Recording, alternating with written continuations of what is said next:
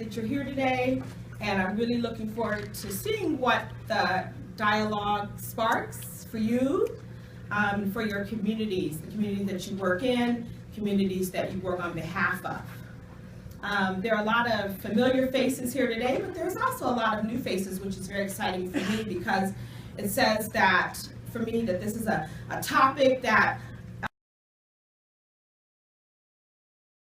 focus areas: place, people, small business, and field building. And certainly today's topic is really an intersection of all four of those areas because we know that when we think about place and people, prosperity and economic opportunity are unequally distributed in the United States, with low-income communities and populations suffering the most significantly from a lack of economic opportunity. So,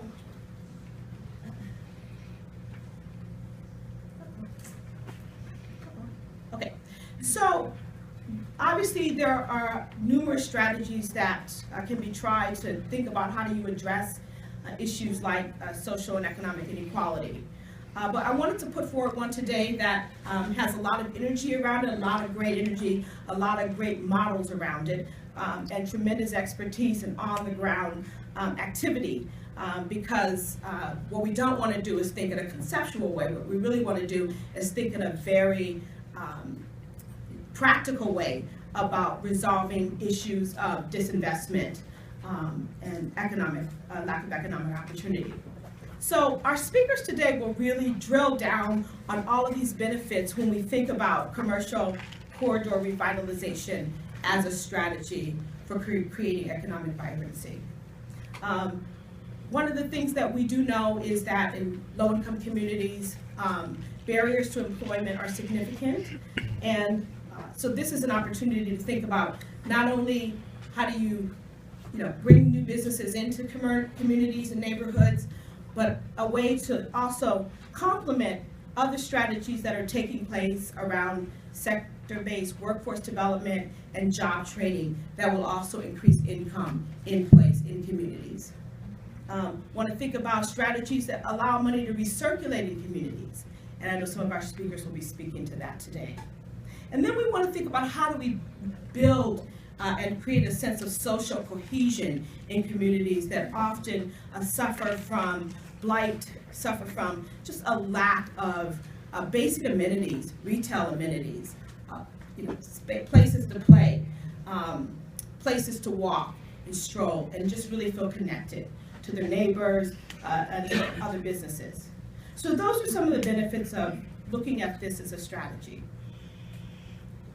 Now, when we think about this, there's also a very large ecosystem of stakeholders that are involved in making this work and making this work well. We will, again, drill down on some of these today, but I put at the center residents and patrons because by far, I think, that's the most sort of challenging element of this stakeholder constellation to work with. What are some of the best practices around communicating to residents in these areas the value of reinvesting in their community, the value of supporting businesses? How do you hear from them about what is the business mix that is relevant and meaningful to them? Then when you turn to the businesses there, how do you communicate to businesses that maybe are not really responsive to what the community wants? And then also there is usually, always the property owners that sometimes you have a good relationship with them and sometimes you don't. And what we'll hear from all of our speakers today is how do they help to foster better relationships with them. So as we go through the day, I really want us to think about this ecosystem and think about it not just in the context of collaboration. I think many of us know what it takes to sort of network and meet people and put forward ideas.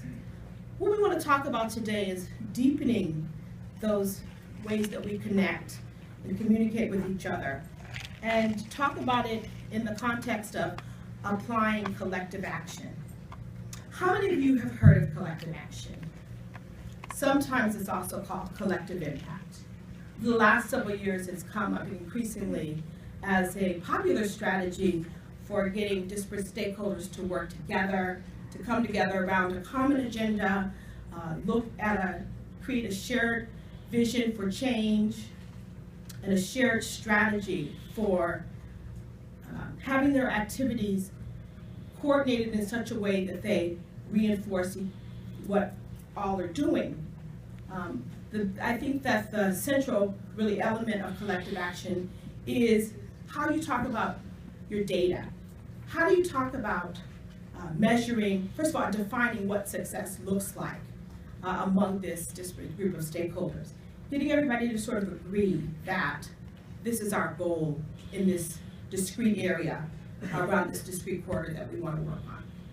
So if you're not already doing that in your communities, in the commercial corridors that you, business districts that you're a part of, we encourage you to look into this way of operating, this practice.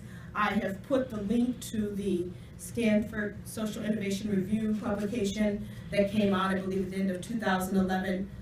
Some of you are nodding your head because you're familiar with that. Really drill down on that. There's a lot of organizations that can work with you in a consulting way to help you refine this model and make an application to your areas. So I have a lot more I wanted to say, but because of the time, I'm going to forego some other remarks. But what I won't forego is a great video that I have pulled from Cameo's website. How many of you know Cameo, California Association of Microenterprise Organization? Shavina, you can stand up. Safina's here from Cameo. And this is a video that they produced.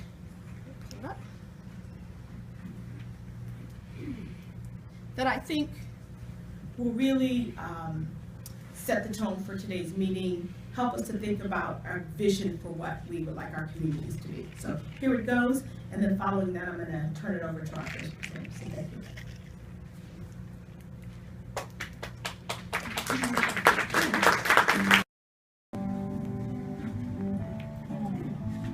I lived on Bernal Heights for almost 30 years, and I wanted to take on a walk down the street today and really talk about how the neighborhood has changed in many ways for the better, but particularly because it's been driven by its traditional values of locally owned businesses.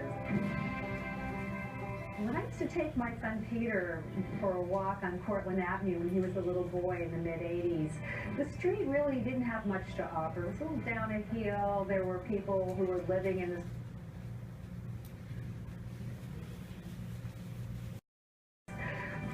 there wasn't much to buy except perhaps cigarettes, call out for a pizza, get your nails done, but there wasn't much happening on Cortlandt Avenue back in the 80s.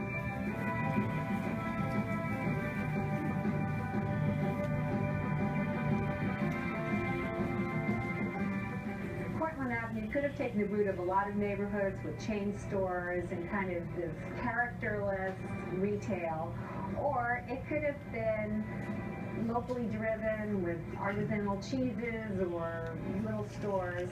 We didn't know, and we weren't sure how we were going to guide that. Our vision was really to have a vital neighborhood where people could meet, have coffee, eat, have nice shops, and be shops that could serve the community, not so high-end that people couldn't afford to go there. A defining moment came in the late 80s when Good Life Grocery opened its doors. A grocery store with some natural foods to serve the emerging population on Cortlandt Avenue.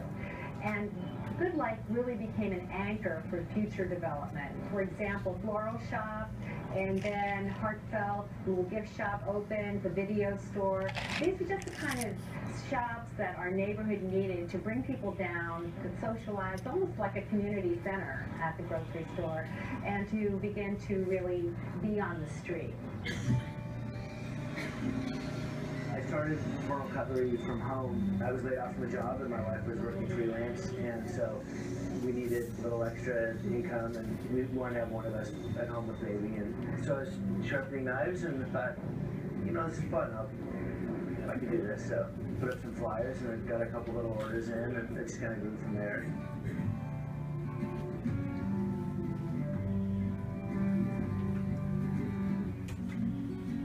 definitely very difficult to get any kind of loan as a small business. And the challenge is, you know, show us that you have a viable business. Yeah, having that available is a real godsend that really helped me to bring it to the next level with me. My name is Gabrielle Petersinger, and I'm the owner of Cake Coquette, a cake design company located in Bernal Heights.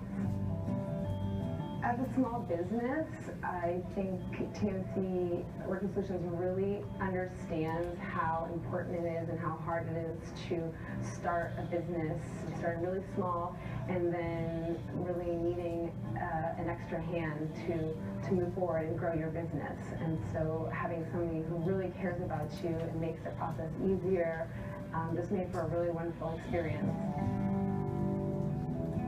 Cameo is a network of 85 organizations like Working Solutions that provide loans, business assistance, and training to startup entrepreneurs that are ready to grow and add jobs to our communities. It's just a good place to come down and have a cup of coffee with a friend. It's really nice because before there was very little here. When I first moved here, there was only one coffee shop, and we had a hard time finding a place to have coffees. Everything on the street is local. It's owned by local people, they're local businesses. I like knowing the people I buy my food from. I delivered the woman across the street's baby who owns the wine bar.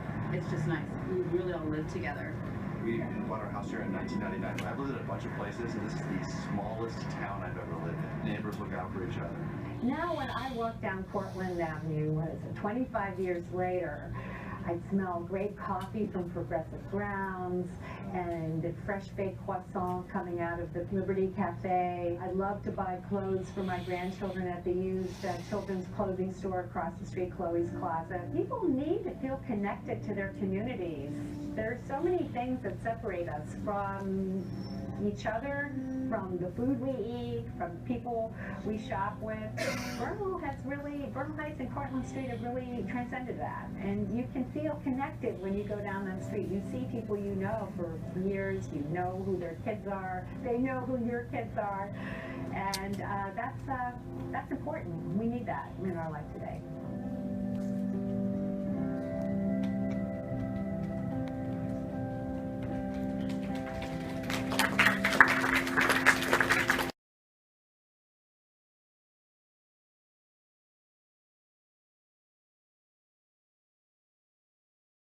All about. What we didn't see is really what Bernal Heights looked like before. So those of you who are going in and you're starting to do an initiative, make sure that you record what it looks like, because once you start transforming the neighborhood, people are not going to remember how bad it was. So it's really an important step. And I guess really what was depicted in the video and really what is part of neighborhood commercial districts is that it's really the cultural heart of a neighborhood. And as Claudia was saying, it's a place where people not only go to shop and get goods and services that they need, but also it's a place where they socialize, and that it basically belongs to the community. And it's really important that the community takes ownership, because city governments and other organizations outside of your neighborhood really don't have the same ties to it. I think it was really interesting that the woman said, I delivered the baby of the person who owns the wine shop. You know, so you really get a sense of community when you start to do this type of revitalization work. It's also important that when it is happening, that you're getting a mix of retail that really responds to the needs of the community.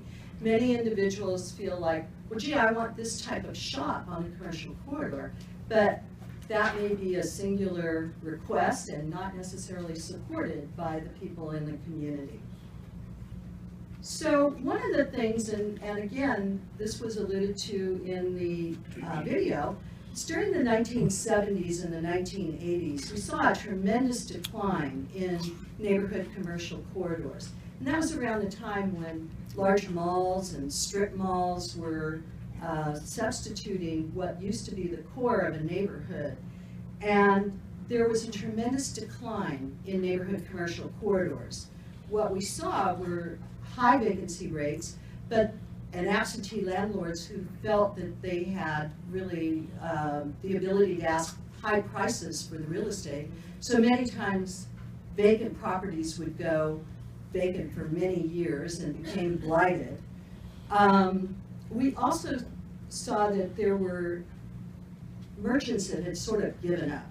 So not only were they not showing leadership, they weren't coming together, but what was happening was that they had sort of lost hope in getting anything to change in the commercial corridor, and they lost a lot of faith in the government or the city government, and began to focus more on negative, like, well, we tried this and it just didn't work, so we're not going to do anything else. So, you know, when you would go into these businesses, they were barely surviving, and they weren't coming together to really see how they could have power and leadership that would move them forward.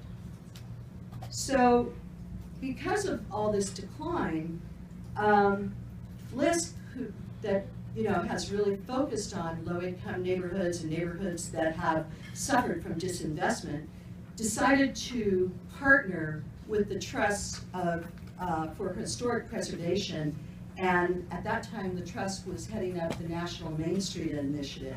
And they wanted to test how their model would work in neighborhoods that were urban settings.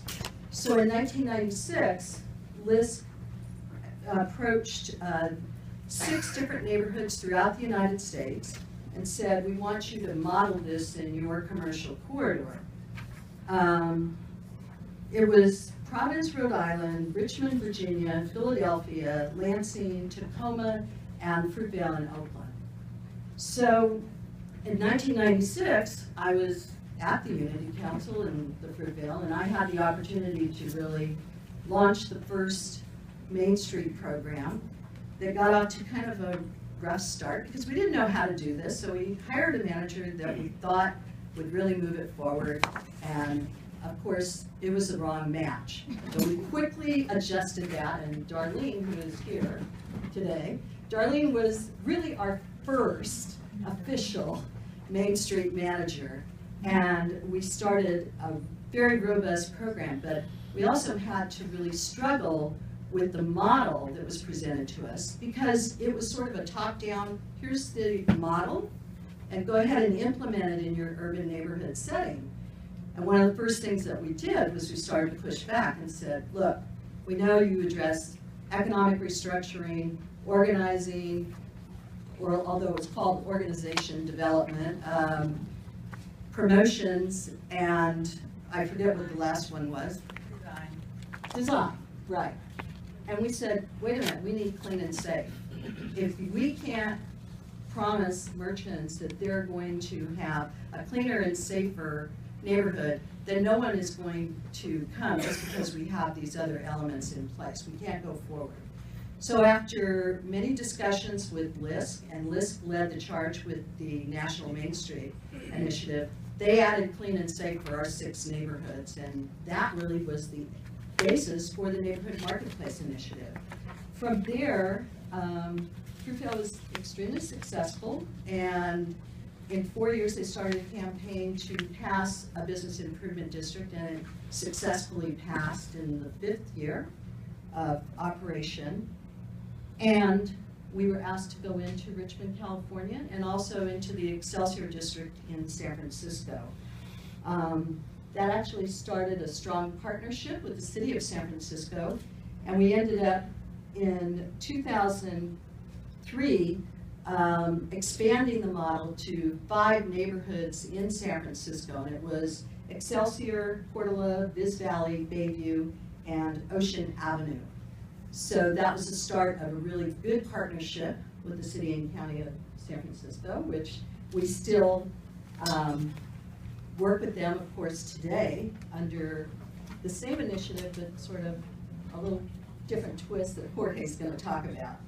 So under the Neighborhood Marketplace Initiative, as we started to work more closely with the city of San Francisco, and the initiative now is called Invest in Neighborhoods, which was instituted in 2012. we had goals that were very similar. We wanted to create vibrant, viable neighborhood commercial corridors, which was the initiative from the very beginning. We wanted to make sure that it was initiated by local people and that it really met the needs of the local residents and business owners, and that it was an area that valued the culture and the diversity of the neighborhoods. We knew we had to address quality of life issues, which we did from the very beginning, and we knew that we had to really work to build a community-based collaboration that would serve as long-term stewards of the initiative. So, given that, I want to turn it over to Jorge Rivas, who is going to further expand on our partnership with the Invest in Neighborhoods model. Thank you, Marcia.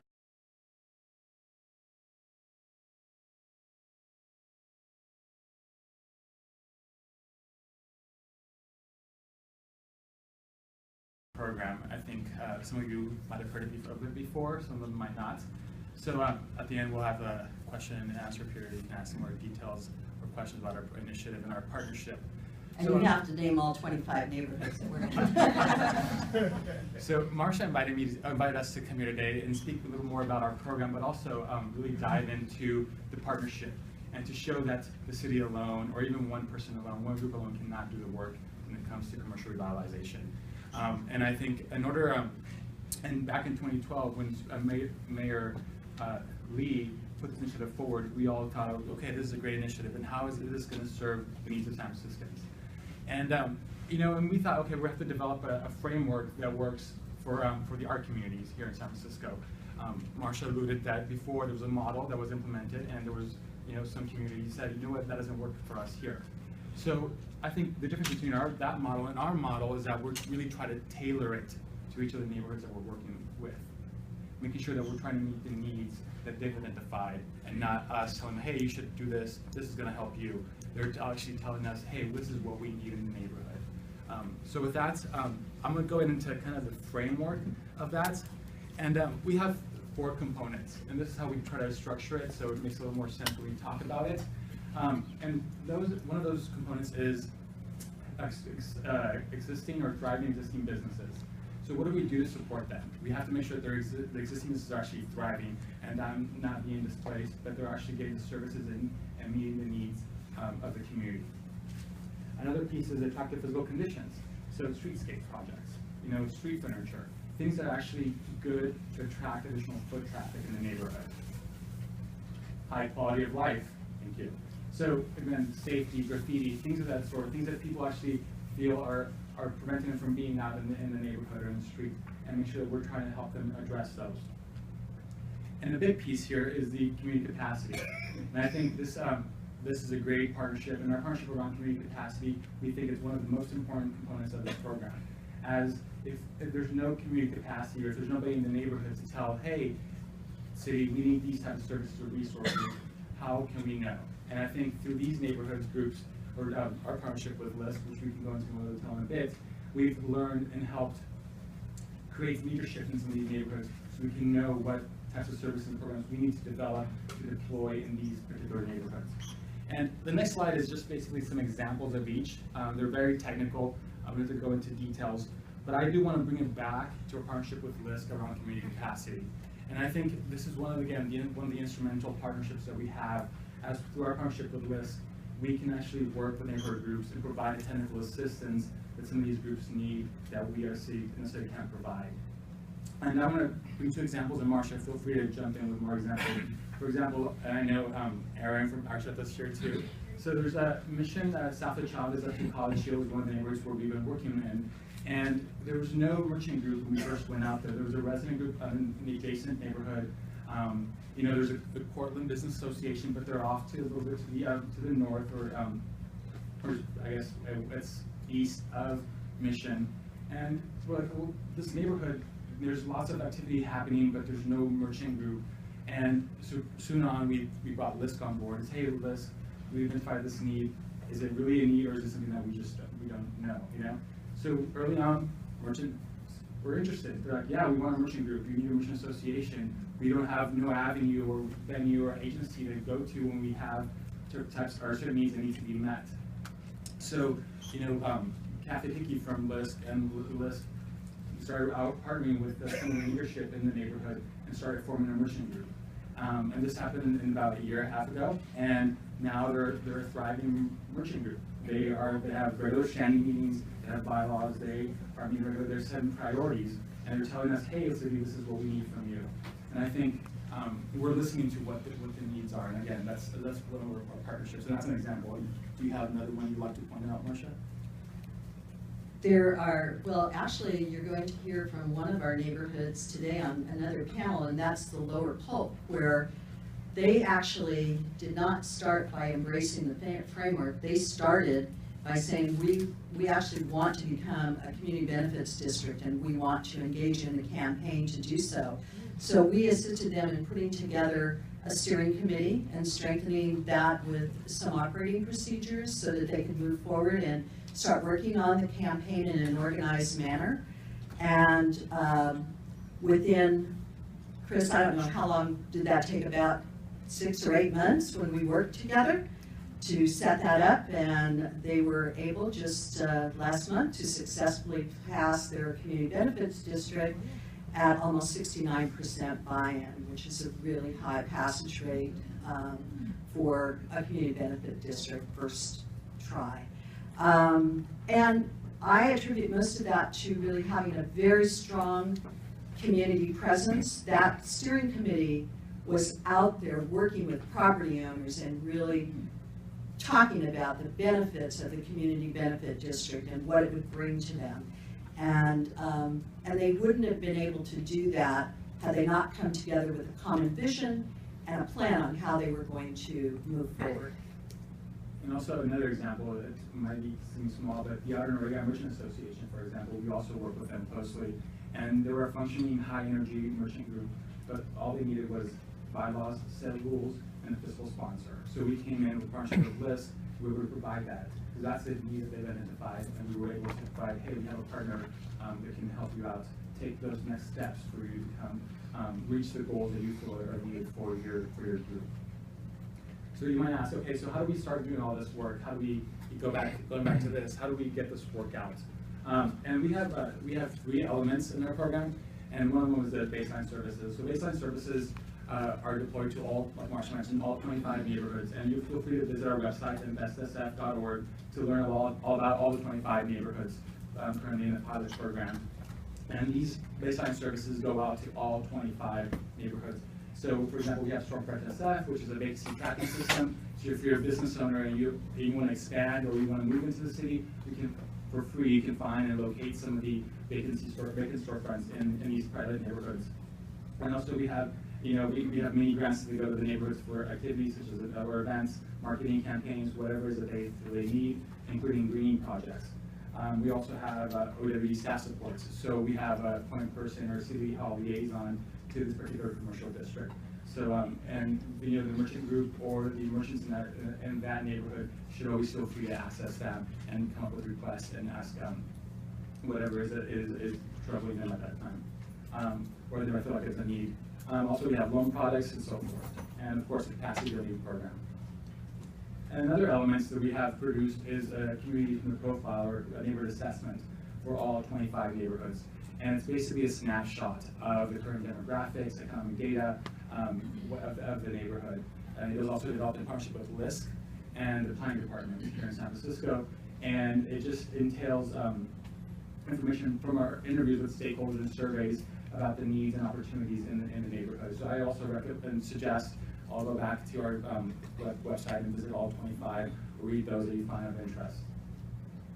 And those are actually really great tools because it really is a platform for a starting point for the neighborhood. And, people are able to refer to it and really look at their progress after, they start to get organized and move forward. Yes, and so the assessment and baseline services and our conversations with neighborhoods have led us to our third element, which are customized services. Customized services, we develop a plan for each of the 25 neighborhoods of services that go beyond what the city offers. And you know, these services are usually, and most of them, are deployed in partnership with another city agency, a community partner, a neighborhood group, and it usually takes a lot more effort and a little more resources. I want to put some examples. For example, we have Healthy Retail SF, which is an initiative with the Department of Public Health, where we try to work with local corner stores in the Tenderloin and Bayview and on Broad Street to work with the small business owners to shift their business model to introduce healthier products. So address some public health principles and concerns, and also make sure that this is sustainable. And you know, and again, there's also community partners involved in that process, where there's neighborhood groups that do some of the awareness around the shift in the business model at the store, and also try to market the store. And that's how they play into this partnership. Another example could be a streetscape, for example. If DPW Department of Public Works is already going out and doing a streetscape project, we try to make sure that we're involved. So we're trying to raise awareness of the merchant concerns and neighborhood concerns, as well to our other departments, and ensuring that some of these departments are coordinating and talking to each other, and we can leverage that conversation to ensure that the merchants are being involved, they're included in that function as well, and in some cases, residents as well. So as opposed to doing the outreach and letting know folks, hey, this is happening, hey, this is going to happen, how can we make sure that there's less impacts and we can mitigate some of those impacts if possible?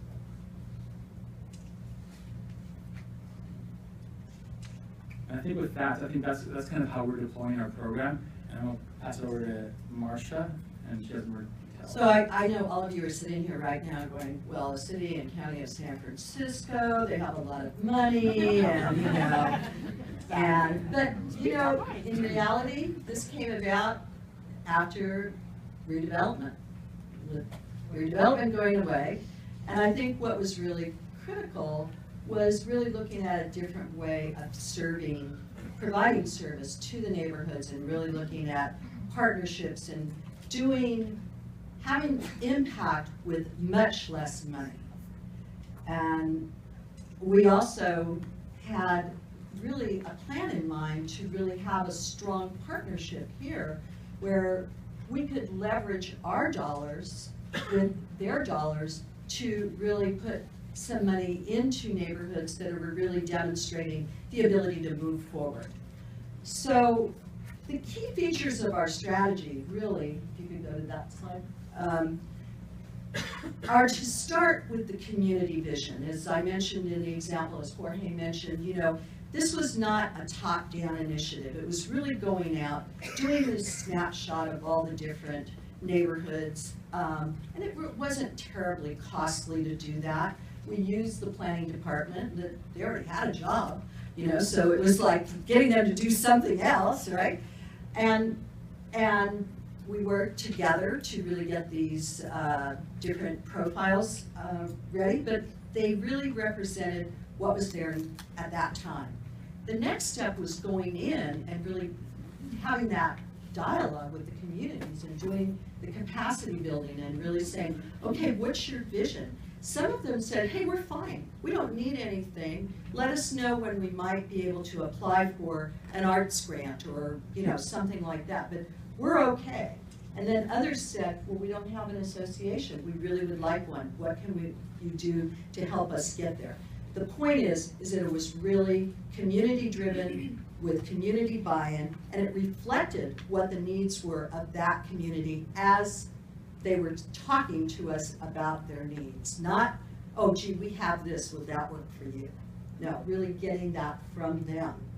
I think the other thing was that it was market driven.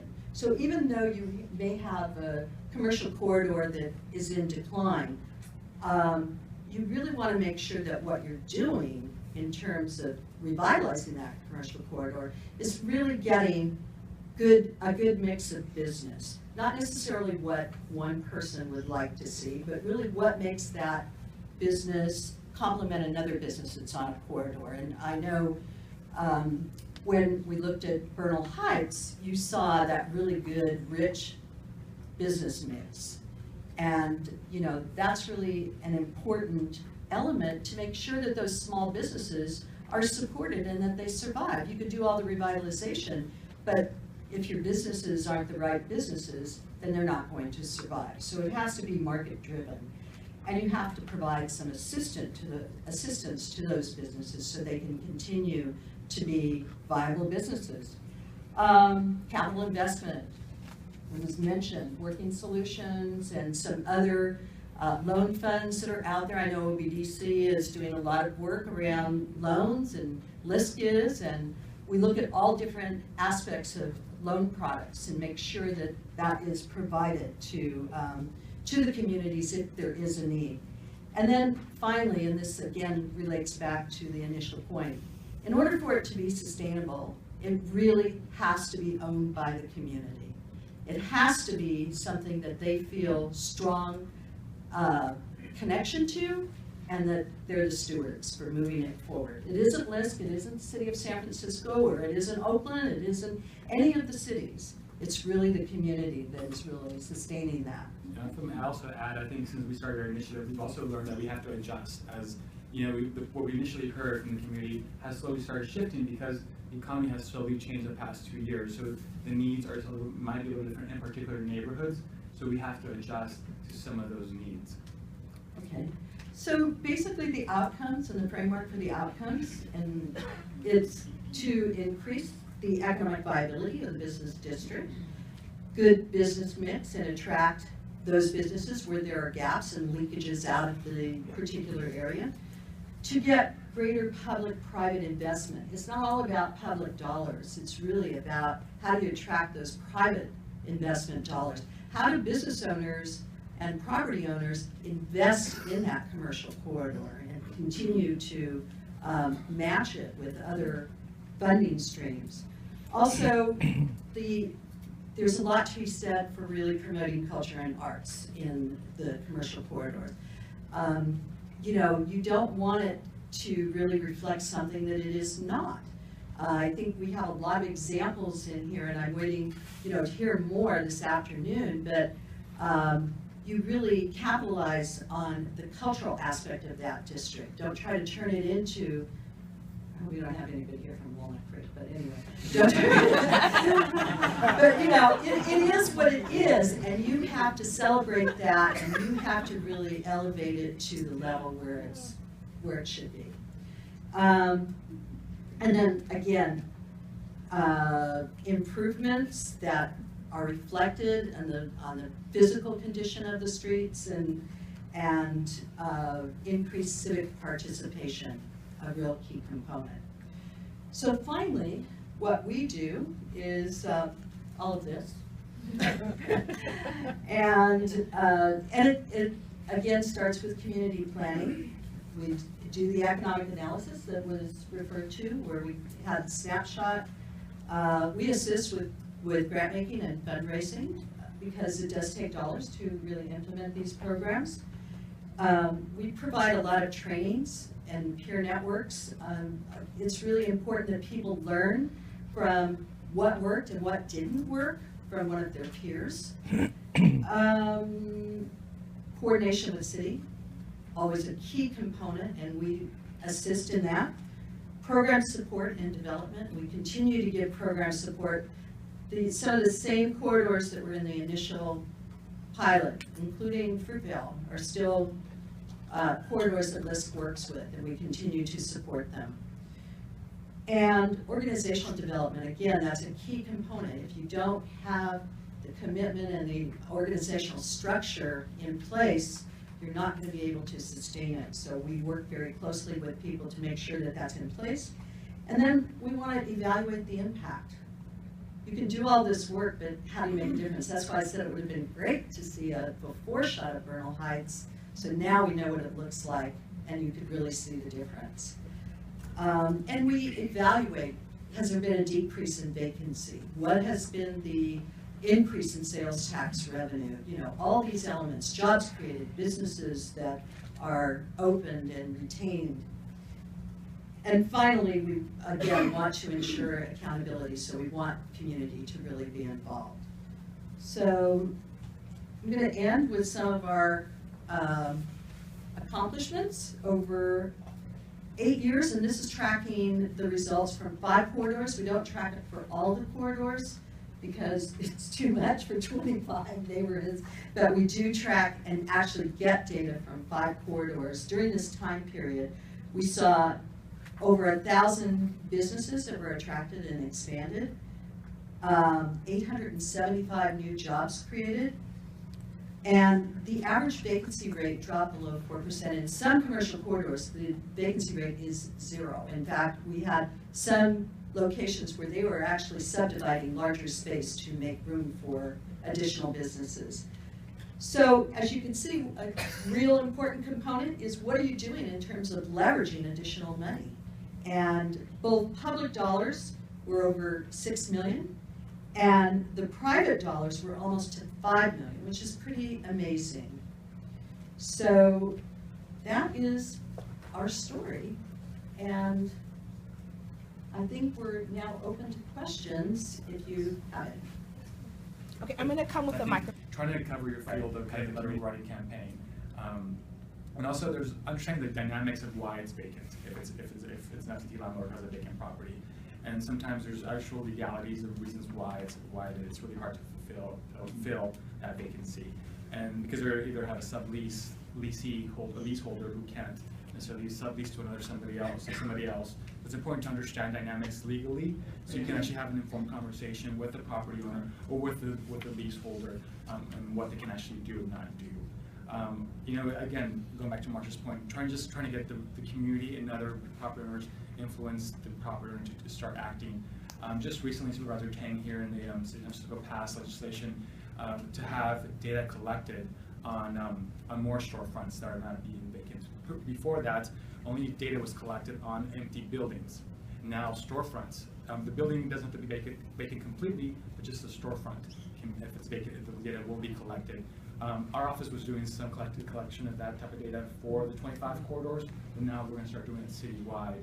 So that data can start informing, okay, where are these vacancies at? And in addition to that, now if the property owner, the commercial property owner is not actively recruiting somebody for that particular vacancy, we'll basically just go through our system where they will actually have a fine penalty.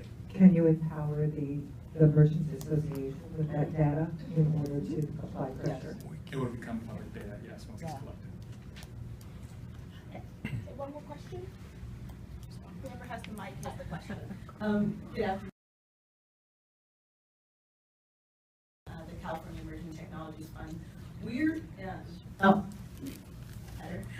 My question has to do with the infrastructure that needs to be for these corridors. We at the California Emerging Technologies Fund are very interested in like how can we work with agencies like LIS and with on making sure that the neighborhood is wired.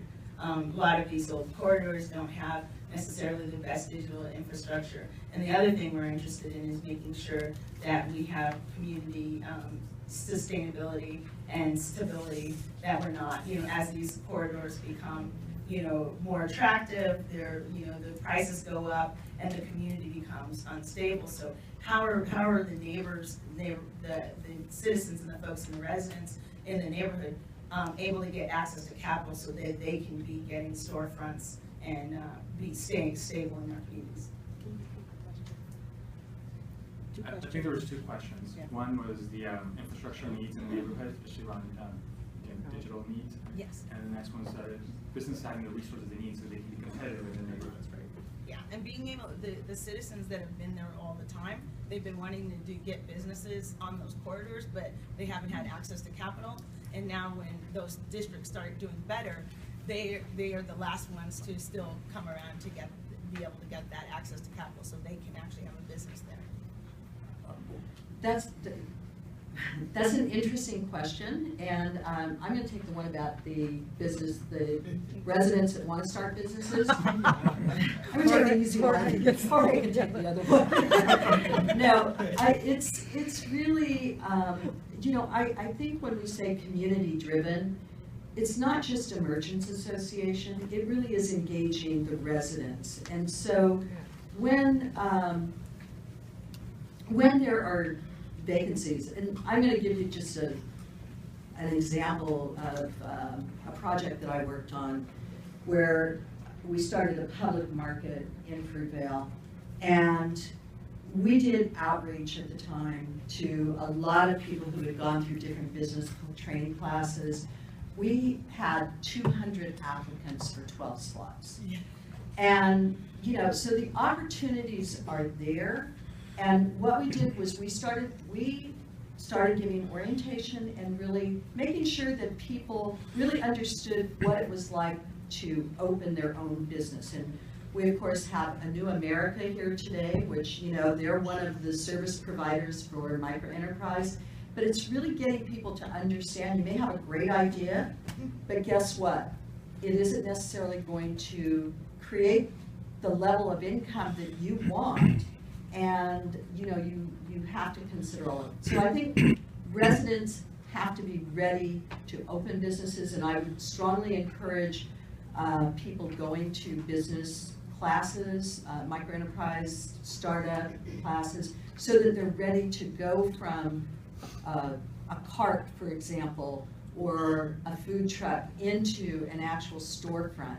So it's really having business classes to make people aware of it. Amanda's doing that in Richmond, to bring residents in and let them know what opportunities are out there, so that when they're ready to go into a storefront, they're well equipped to start their business and they're supported.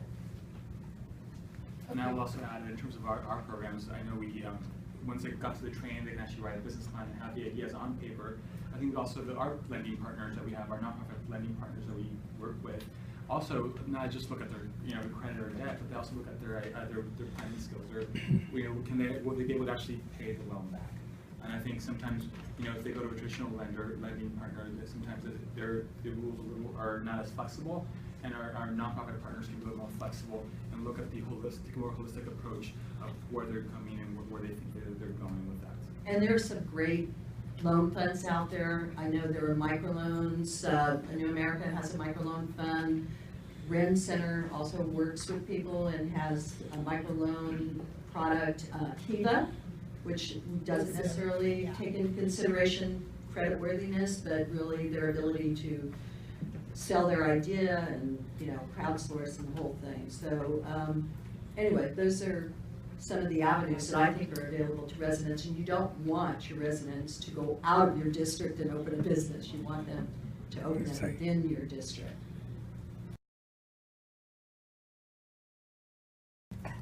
In order to form the district, there are usually 4 different phases that we go through. The first is feasibility, which is taking a straw poll of those in the community, in particular the property owners who are going to be the voters, on whether or not they want to pursue forming these districts.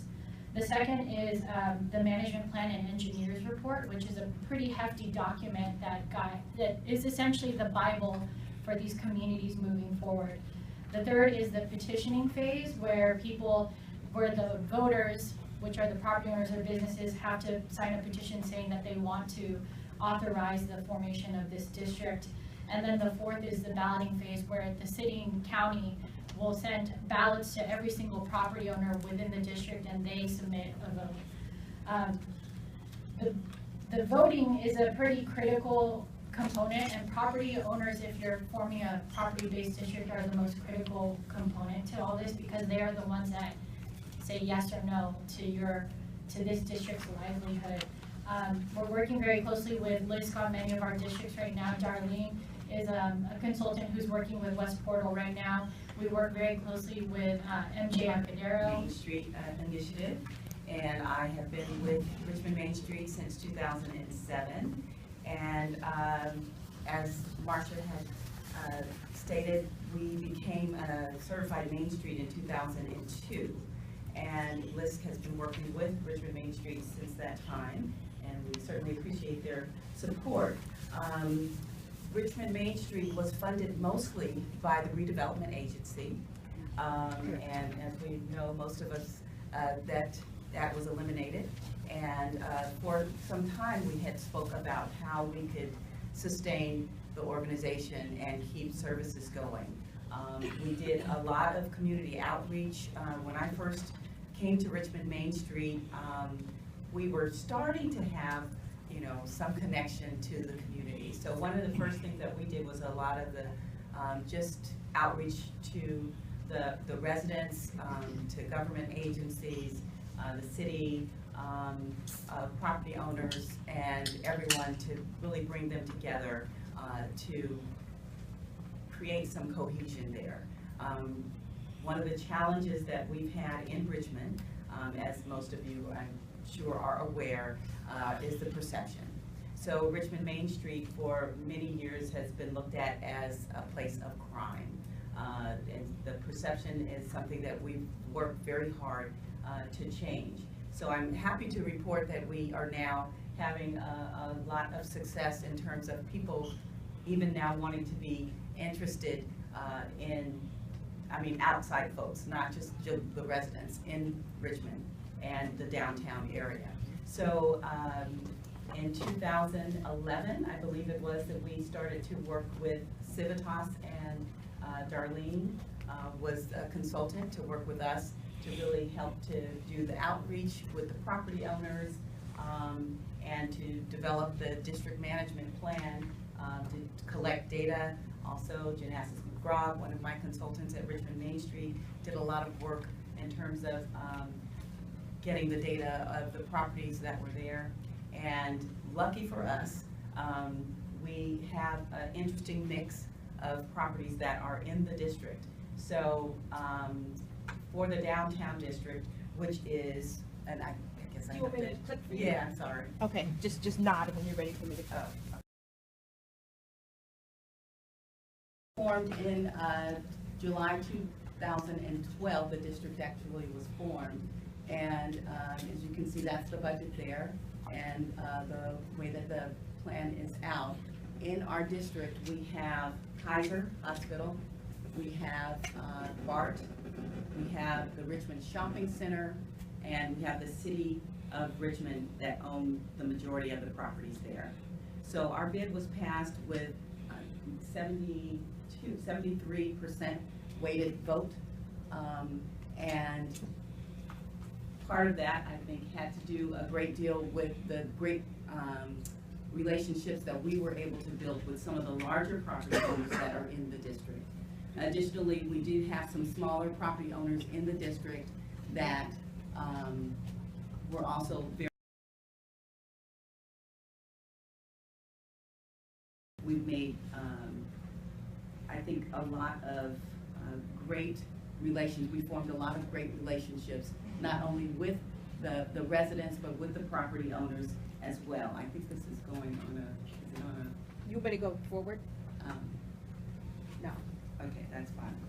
So, yes, that's the slide. So one of the challenges, again, that we've had is the perception and the crime. And what we have done over the past several years is to work to reduce the crime. We have a neighborhood, we started a neighborhood ambassador program, and that was in 2011 with a partnership with Rubicon. We had transitional workers that worked in the district cleaning up as a part of our neighborhood safety, clean and safe program. And in 2013, we did receive an award for that work that we've done. And we're really proud that people are starting to feel safe and coming to the downtown. So we can go to the next one. And with that, we have seen over the years more and more people coming out to our projects, our events. We formed a farmers market with Pacific Coast Farmers Market in 2012, and we have 26 markets a year. Actually, we extended it this year. So last year the market was May through October. We have extended it May through November now, and we're really pleased that some of the really disengaged residents, not residents, but employees that were in the district are now coming out of their offices. In our district, we also have the federal building there, and for years, that the employees there never actually even came out into the community much. Most of them drive in and they drive home. But with the farmers market, we now see that the employees from the federal building are now coming out and integrating with the community. Additionally, we hold business classes, as Marcia had talked about. We have a lot of residents who are interested in opening a business. They don't necessarily have the capital or the skills. We work with the Small Business Development Center. We have several Start and Grow Smart classes. We've also worked with Renaissance Entrepreneur Center for businesses, and have made some traction in terms of some aspiring businesses, owners who want to open a business.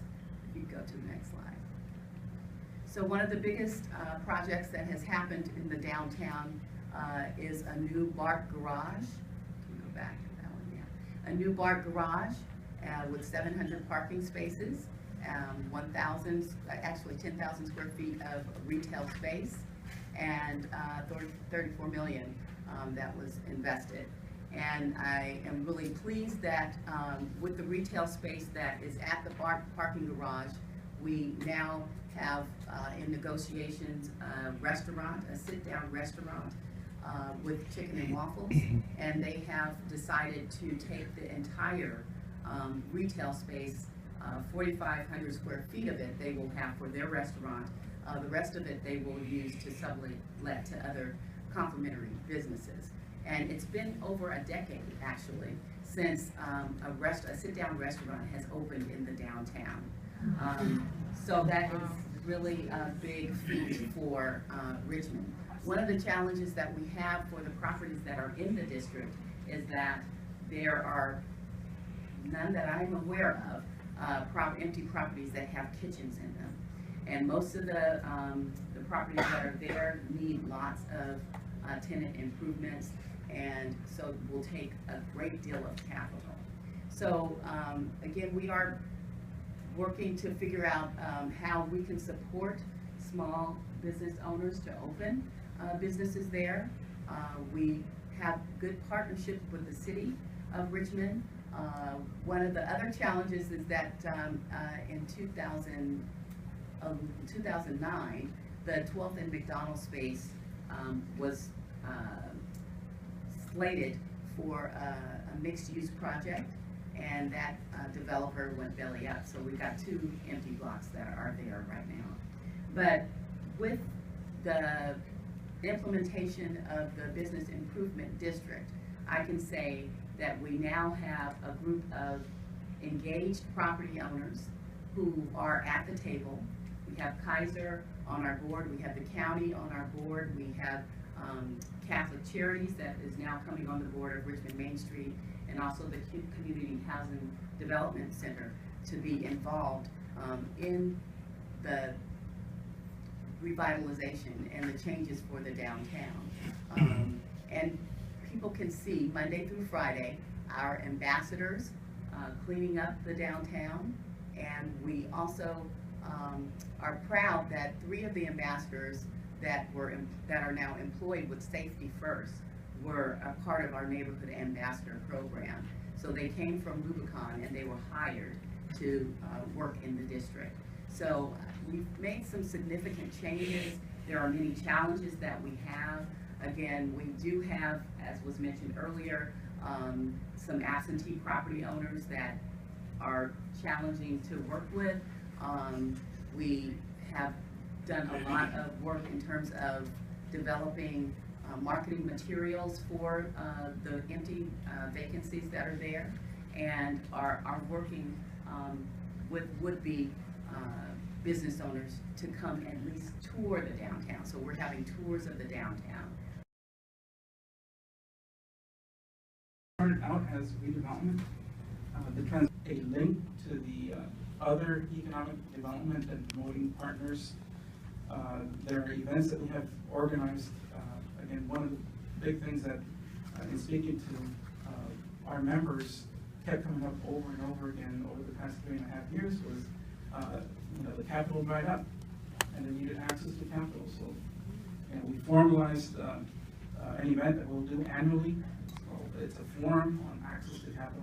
We bring in partners that talk about SME-backed banks, venture capital, private members, and things of that nature, so that again, there is hopefully an answer to everyone's need at the table.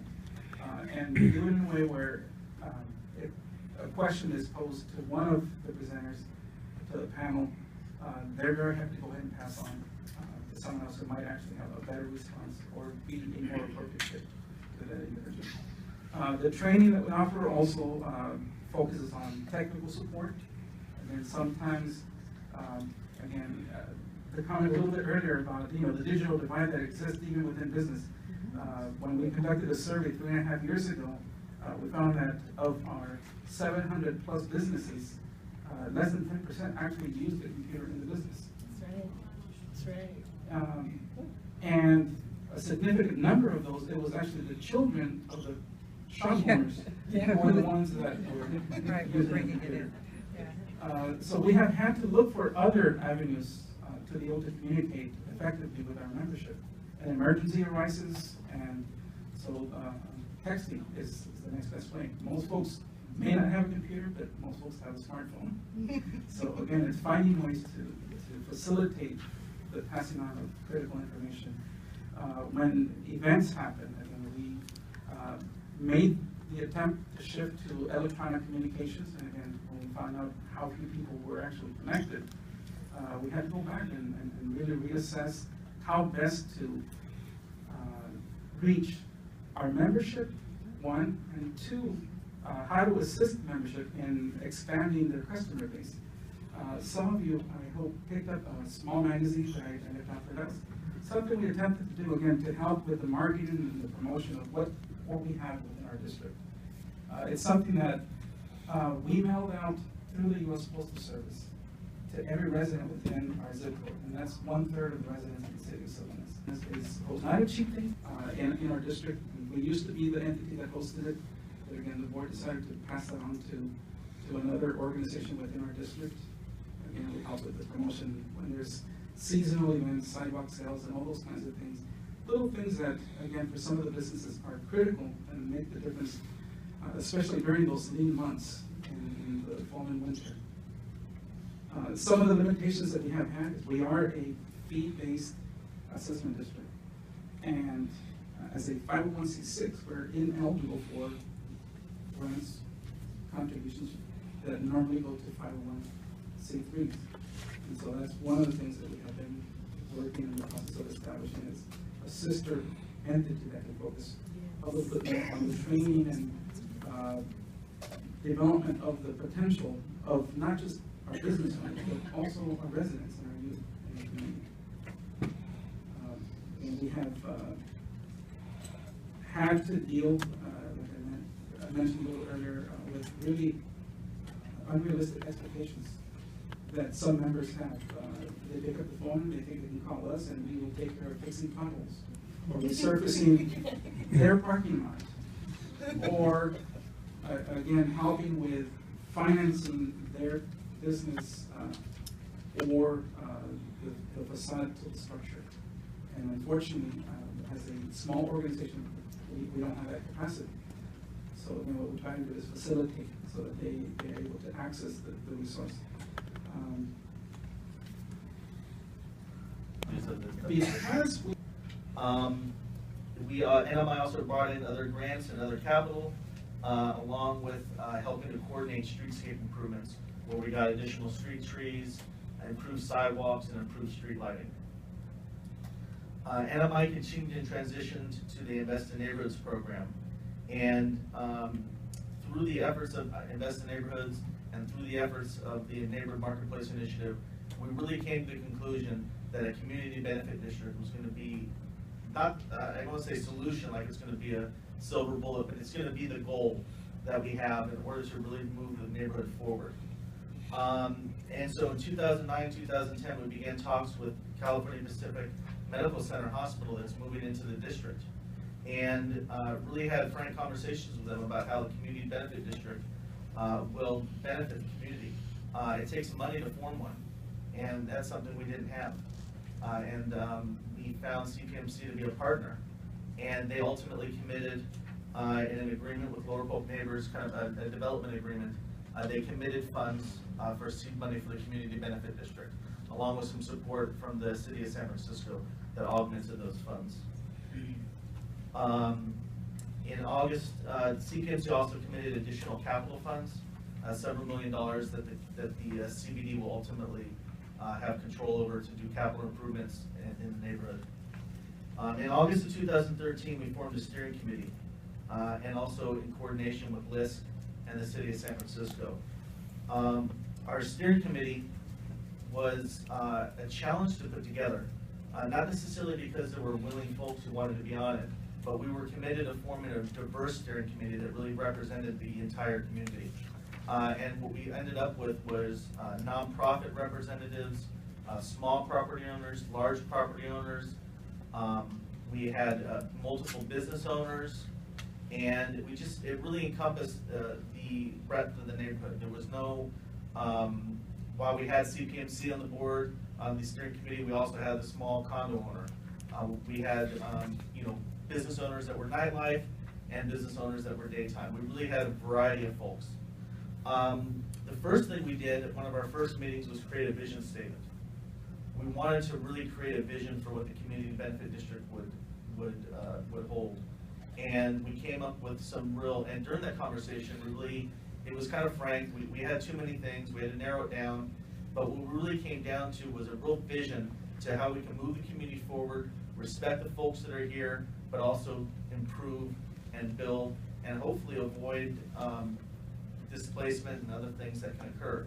We also had commitments to health, healthy living, arts, architecture, preservation, and other things that are important to continue the community. All the steering committee members are dedicated and committed, and then what we also had was a rockstar project manager and consultant. And one thing that we did was we chose a project manager that was not familiar with forming community benefit districts. We chose someone who was familiar with working in the community. He worked for the City of San Francisco previously and invested in neighborhoods and neighborhood marketplace initiative on the corridor. So he knew the people, he knew the conditions, and he knew the politics of the neighborhood. Not to say that going with an established CBD project manager is not also a viable model, but for us to really get the community together, we decided it was the best move to go with somebody who was familiar with the neighborhood. It took about 6 months to form our business plan and outline, petition packets, surveys, and our management plan, and we came up with a budget of $850,000, $800,000 of which will come from the assessments and $50,000 from other locations. I did want to hit upon the boundaries. When we came into it, we had kind of the general boundaries of the Lower Polk Neighborhood Association, kind of a hybrid with the Invest in Neighborhoods boundaries. We had a couple different boundaries to work with. And what we had to do was, out of necessity, we had to expand and constrict those boundaries as necessary. Neighborhood conditions changed on the southern part of Lower Polk neighborhood. There's a lot more residential-only buildings, hotels, the business district kind of ends several blocks north of where we initially looked at forming our boundaries. And so we really, immediately what we did in the first 3 months is we cut our boundaries in half almost, and focused really on the core central business district of Lower Polk. We had necessities because there were some large property owners that really formed a wall on one of the blocks. They were not interested in participating. We also expanded the boundaries at certain points to incorporate like a park at the outskirts of the Tenderloin that has a lot of challenges. We decided to embrace that and bring them into the community benefit district so we can help affect change to that park. And then we also made some other changes to incorporate some additional supporters that were on board. The community meetings were not the best method to engage the property owners, although we held multiple community meetings. What really worked was just the one-on-one contacts and meeting with property owners and businesses, really hitting the ground, a real grassroots ground campaign. All the steering committee members stepped up, worked with their contacts, and then our project manager worked tirelessly, 40, 50 hours a week on the ground, knocking on doors, explaining to people and preaching to people why this community benefit district was in the best interest for both their property and for the community. The community benefit district is formed with a real clean and safe focus. While we're also going to incorporate community development, staffing, programming, events, and marketing, what we really found was that the neighborhood was perceived as dirty, it is dirty, and there are some safety concerns. And so what we did was we focused about 2/3 of our budget on the cleaning, safety component of the community benefit district. In April, we petitioned, we had a petition phase, and we had about 35% of property owners who were required to have, weighted. We were required to have 30%. The actual was about 38%, but some of the petitions could not be validated. So we really had a strong showing during the petition phase. Then over the next couple months, we finalized the full management plan, and we had, again, more one-on-one meetings with the property owners and the businesses. I just can't emphasize that enough. In June, as we start, the week after we started the ballot phase, our project manager consultant passed away, which really threw kind of a wrench in the voting phase. But what we did was we fell back with our steering committee. Having that diverse steering committee with resources and contacts in the community, we were able to sit down a week afterwards and really refocus, break up the work, split up the duties, and I also want to mention that LISC, Bay Area LISC, really stepped up, and Kathy with LISC is our new project manager, has really, having that foundation of a relationship with that organization. When this happened, it was almost a seamless transition. We were able to really roll things into the new format. So as I mentioned, we had the voting phase in July. We had 68% in favor, weighted, and it was quite an impressive turnout considering that we also struggled with absentee property owners. I think that was the hardest thing to do. We had to go through businesses, we had to go through friends, we had to go through other property owners, and just chip away continuously to try to reach these folks. Information, and we have a common voice that we can take to the city around things that affect businesses. You can facilitate connections between property owners and new businesses that are looking to come in. It just accelerates the process tremendously. You can implement projects because you have committees, you have boards. You can hire staff to keep the district clean and safe. And of course, clean and safe is one important things. I really appreciate Marcia's talk about how it creates a sense of community and district pride. Before I came to Toronto, I worked in the Diamond District, and I was president of the Merchant Association there. What I discovered there was there was also a residential community group, and there was a merchant group, and I would attend both meetings because I also lived in the district and I had a business there. I would go to the community group and they would blame the businesses for all the trash on the street, and I would go to the merchant meetings and they would blame the customers for throwing the trash on the street. And so it really wasn't until they actually started merging and talking to each other and meeting together that change started really happening in the district. And even though to this day they're not a bid district, they have come a long way, and they've created programs around picking up trash where they partnered with business owners who give free cups of coffee and free pastries to every 2 hours of volunteer work that the community picks up the trash. So that's just one project. That's great. So Kona was formed in 2008. When I started there 3 years ago, their commercial vacancy rate in 2010 was at 47% vacancies. So we had a lot of blighted vacant buildings, a large number of liquor stores, several groups of regular loiterers that hung around, blatant drug dealing on the streets, significant number of homeless people, lots of cement, and very little greenery. The commercial district borders West Oakland, and it sits between the Uptown Lake Merritt and the Downtown Oakland and the Temescal district. It didn't really have its own identity, and some people refer to it as ghost town. Today, the commercial vacancy rate is less than 12%. We planted 83 new trees, 350 plants. There was a 75% drop in the crime rate in the first year after we hired an ambassador company called Safety First, and they patrol the neighborhood. We currently host the Oakland First Fridays event. Who's been to First Fridays? Yes. So this was ranked by the Contra Costa Times and the San Francisco Magazine as the most exciting event in the Bay Area. It's a monthly event, and it draws over 20,000 people into this district every month. So what it has done is created an economic surplus in the district. And so most of you know retail surplus is the opposite of a retail leakage. And Oakland has been struggling for a long time with trying to combat a $1 billion retail leakage.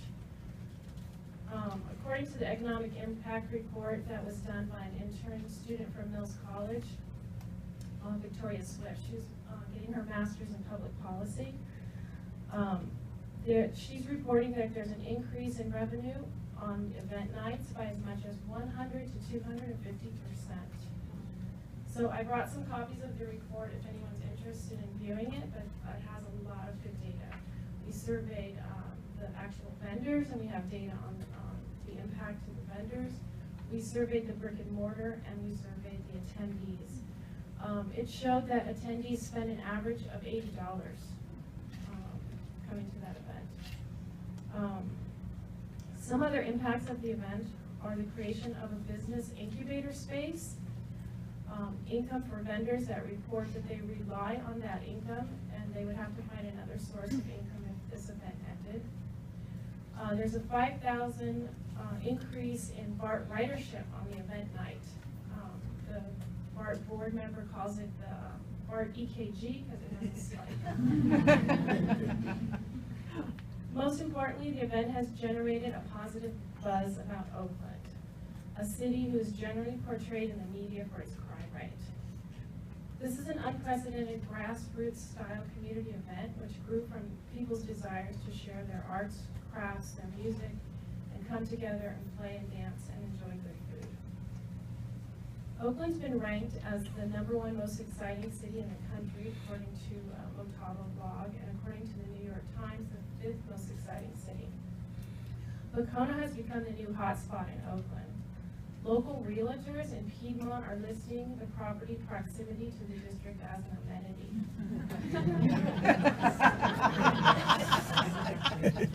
Oakland is also the 2nd highest per capita of artists in the country, and Kono has a concentration of over 20 art galleries in the neighborhood. I've also brought some information that shows the different art galleries in the neighborhood. Basically, art has been a catalyst that has created the vitality in this district. So there's a few projects, so that's kind of just the gist of where it went in the last 3 years from being this to this. Some of the projects that we've done, we've sort of embraced the fact that there are so many art galleries there. We've done pop-up storefront art projects where we take a vacant building, we talk to the property owner, and we put art in the window, and that has attracted people to come and actually rent the space. We partnered with the city, and we did a broker's open house tour. We had so many vacancies that we could invite 20 or 30 commercial brokers and do a half-a-day tour with a bus and go in and view a lot of the large vacant properties.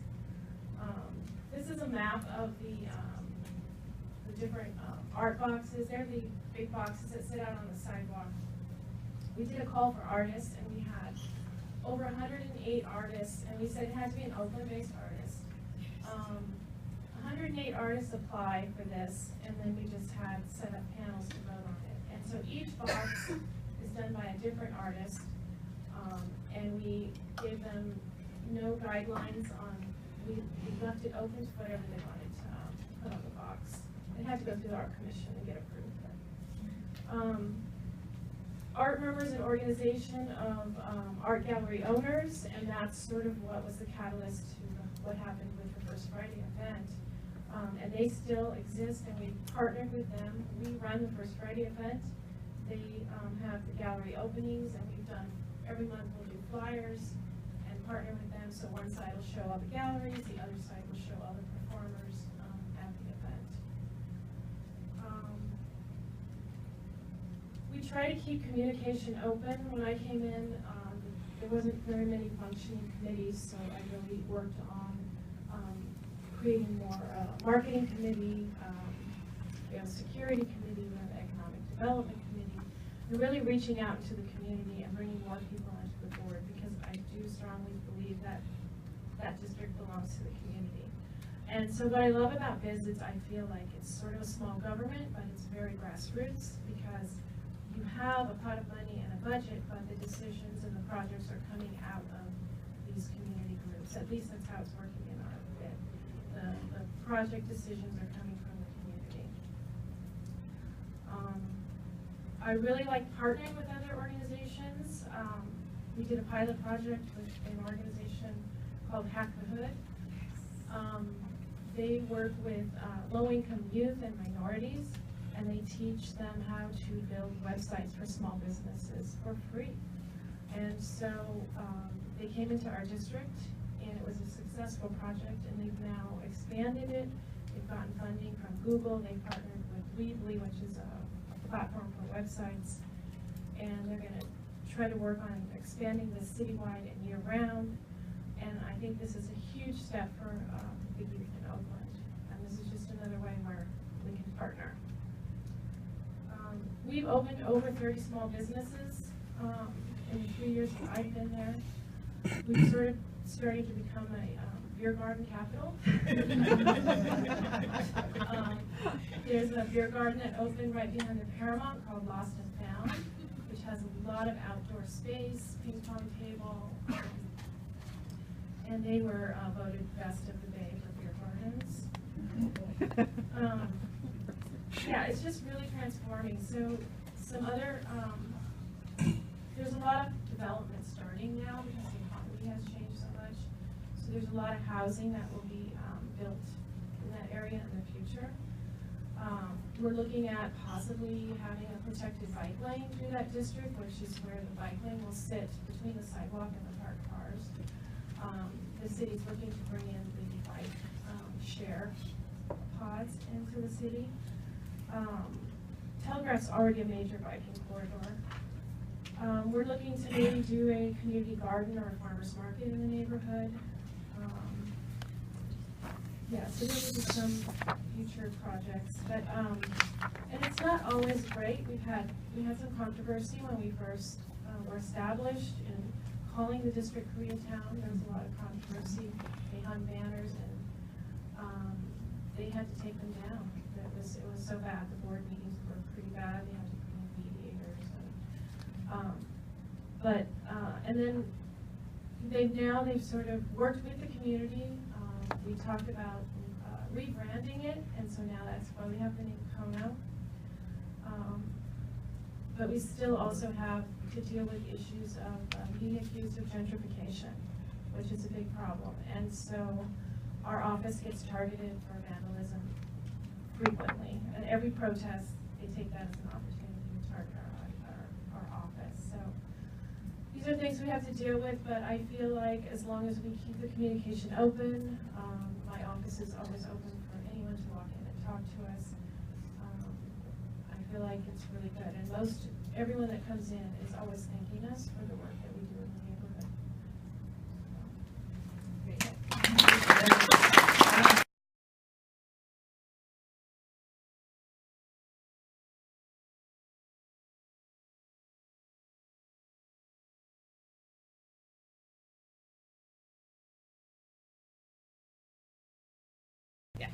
Thank you. Much better. Okay. So, so the same white child born in the affluent Oakland Hills compared to an African American child born in East Oakland. So that African American child is 2 times more likely to be born low birth weight and 2 times less likely to make it to his or her first birthday. So infant mortality rate much higher in those communities. 12 times less likely to have a mother with a college degree. And there are studies that show that a child is 2 times more likely to be able to recognize letters in kindergarten if his or her mother has a college degree versus just having a high school degree or not having graduated from high school. As a child, that child is 21 times more likely to be born into poverty and 3 times less likely to read at grade level. Reading at grade level is associated with high school graduation, so if you're not reading at grade level by 3rd grade, you're not as likely to graduate from high school. And as an adult, this child is 6 times more likely to be unemployed, possibly as a result of not having a high school degree, and 2.5 times more likely to die of stroke, which adds up to a cumulative difference in life expectancy of 15 years from neighborhoods that are maybe 5 to 6 miles apart. So we see this as a social justice issue, and we see this as a public health issue. And we know that there's a strong connection between being born low birth weight and having chronic disease later in life. A man named Barker did a lot of really interesting studies about that. So not only are people more likely to die of stroke, they're more likely to have other chronic conditions like diabetes and heart disease. We also know that not being ready for kindergarten has implications for a person's prospects later in life. And what I described earlier, that whole life course of not being able to, if you're not reading at the grade level, graduating from high school. We also know that the toxic stress that is generated by years of social inequality and transgenerational economic and other deprivation has a profound effect on health and well-being, especially during critical periods like pregnancy and infancy and adolescence. And that all of this happens in neighborhoods. It happens in places.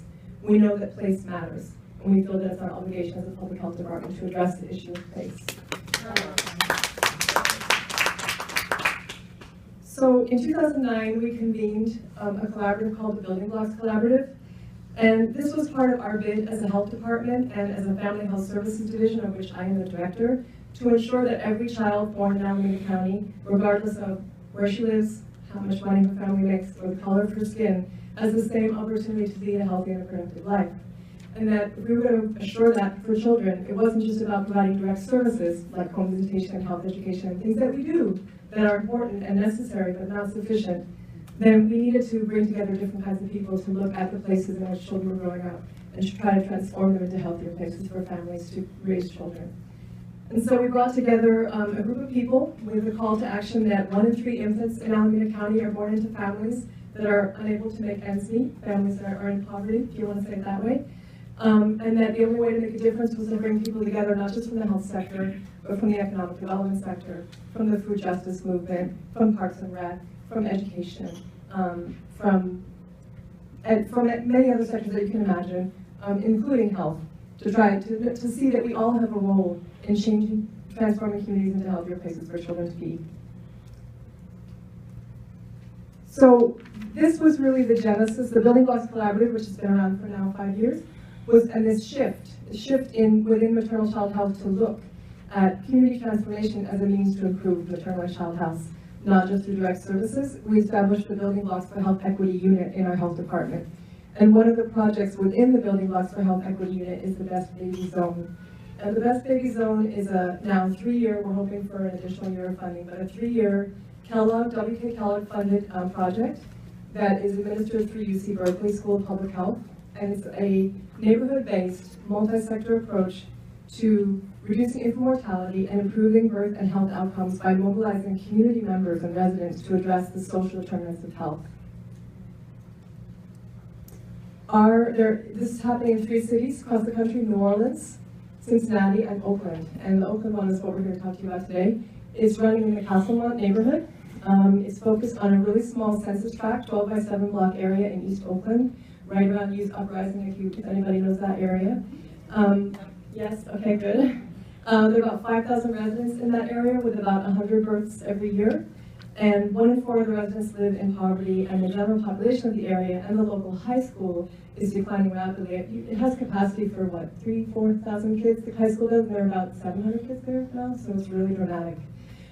We've done needs assessments of this community in collaboration with Youth Uprising. We know that the main concerns of people who live in this neighborhood include issues of violence and safety, desire for a stronger sense of community and social cohesion, the need for more local retail to purchase goods and services, including healthy food, without leaving the area, and a need for pathways to jobs. So, as I said earlier, this is part of what we feel is our obligation in public health is to address these issues. So I'm now going to turn this over to Mariela to tell you more about how the Best Baby Zone is focusing on the local economy as a means to improve maternal and child health in this neighborhood. So if you take a walk through the Castlemont neighborhood, and you just walk down MacArthur Boulevard, you'll see that 3 out of 4 of the once existing vibrant storefronts are now closed. Oh, thank you. And so, when you take a quick scan of the businesses there, you'll find a lot of corner stores, you'll find maybe a check cashing place in between a couple of barber shops and beauty salons, and very limited food options. And so, we know that a healthy and inclusive economy is the foundation for a healthy neighborhood, and we need to create opportunities in order to have an overall healthy neighborhood. So last year we brought together 14 partners of expertise in economic development, as well as residents, youth, and local business owners, and we asked ourselves, how could we go about to tackle this issue? What we found quickly was that in this neighborhood, many people are already enterprising from home, and many people have a strong art culture. And so we wanted to build on the strengths of the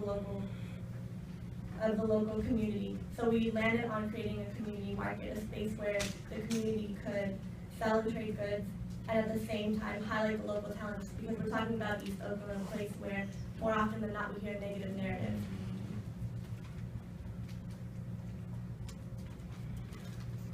And so our vision for the community market is to create a local economy and business opportunities for East Oakland residents to explore by being a vendor. So in December 2013, we worked with Youth Uprising, the anchor organization in the neighborhood, and Castlemont High School to launch a community market. We went out on a cold Saturday morning with 2 vendors, and we made very little profit.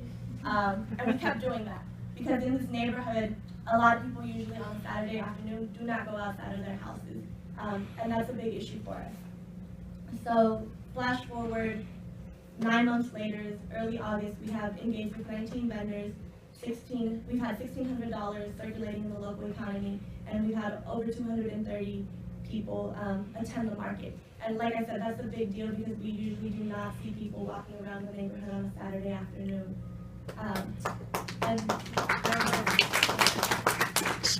And since the launch of the market, we've always been driven by community input.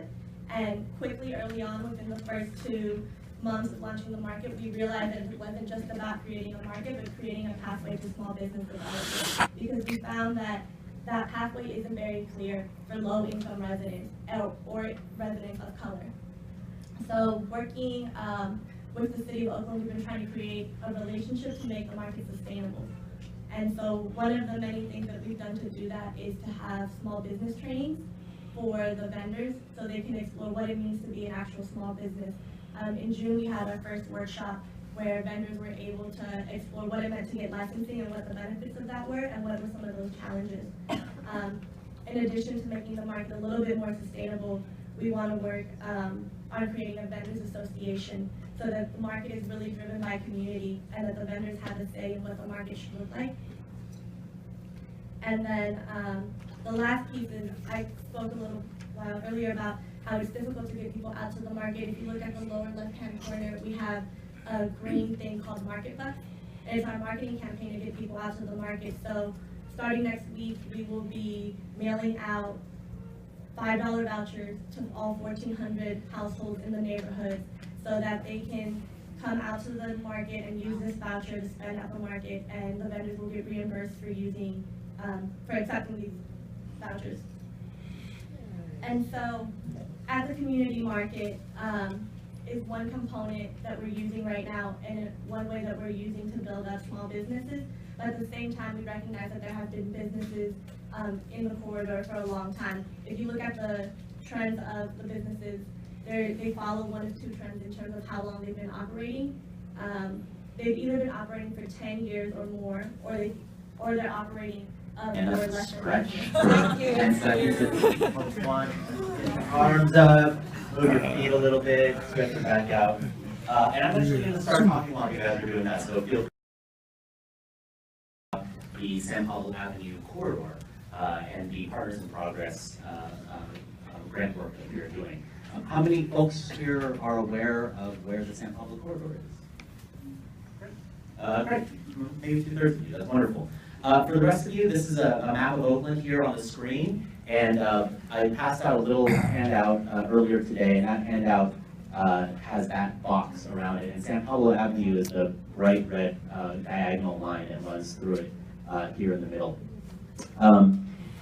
It's about a 1.5 mile stretch, and lately it's been unfortunately known as kind of this lost mile between two really strong areas that are politically and financially very strong, kind of the downtown Oakland area here and Emeryville up to the north.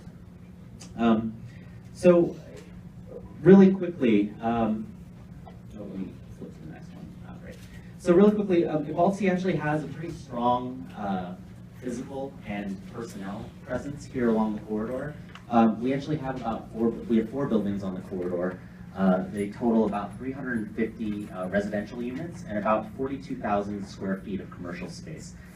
In addition, we also have our headquarters there, and so we have actually about 70 full-time staff that are located somewhere along the corridor, mostly towards the downtown Oakland here where our main office is, but actually pretty well distributed up and down that corridor. We also have 3 sites in pre-development that we currently own and are programming for affordable housing and other community uses like childcare and retail. A couple of years ago, about 2 years ago, we really started on this new initiative, this Healthy Neighborhoods initiative, and the folks from Alameda County Public Health really talked a little bit about the social indicators of health, so thank you for that introduction. That saved me about 30 seconds.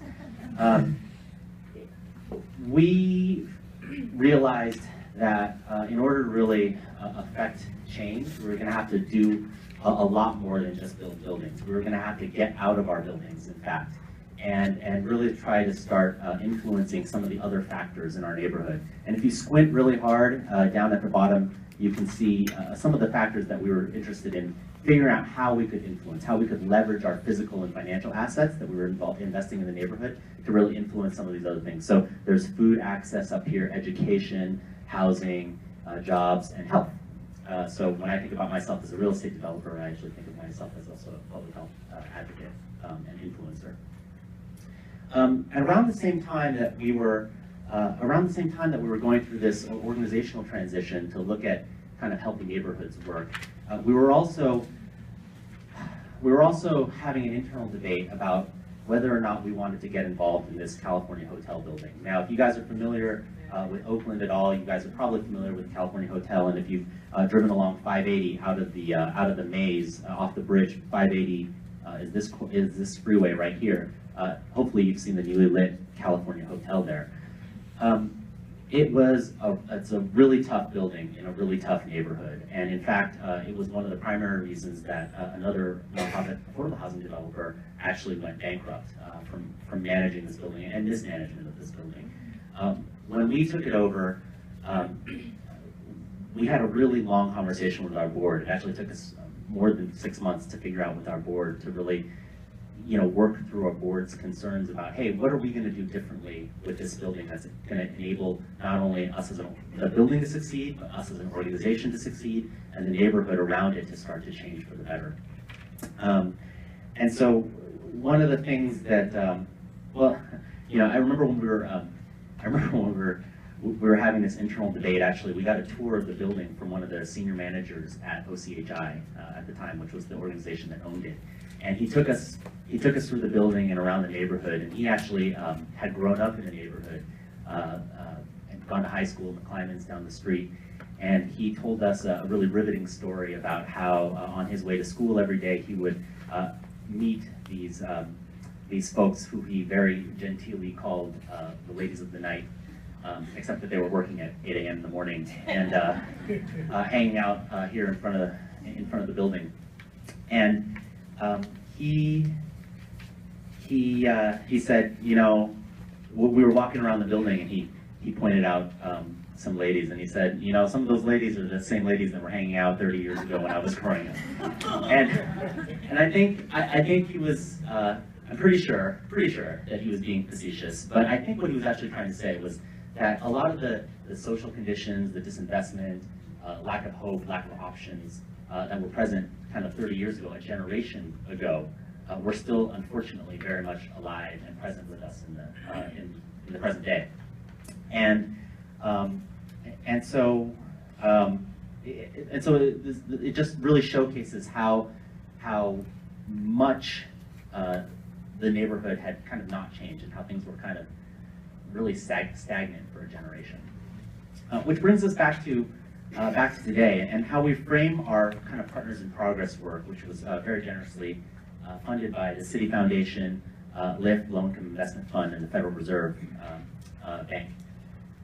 It is really kind of this collective impact model. I mean, if you look at the map, you can see that, and some of you guys who have handouts have a much easier time of doing this, you can see there's actually quite a lot of assets along this corridor. There's a lot of groups doing great work. There are a lot of good opportunity sites. There are some businesses, although many of them have been marginal for a long period of time, and then we're just starting to see a few businesses really uptick in the neighborhood.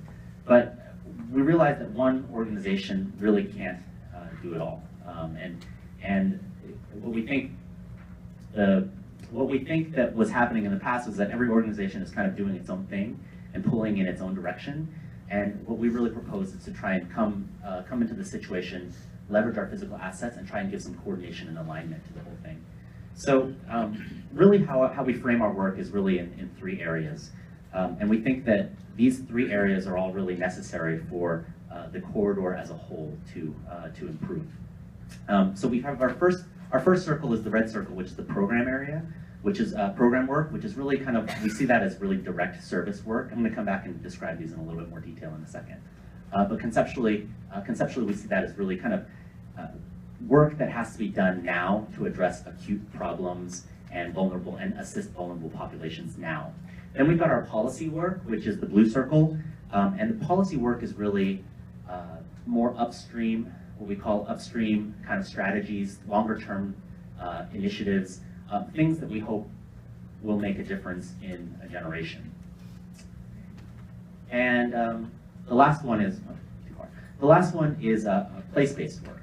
And really with the place-based work, what we mean by that is, you know, it's nice to have programs and it's nice to have policy, but in order to have some real discipline and some real effect on a geographic area, there needs to be some intentionality about how that drills down into a particular neighborhood over time. The policies tend to be kind of citywide and they have really disparate impacts over different areas of the city. So we wanted to make sure that what we were doing was always focused on betterment of a specific place. And using that framework, we kind of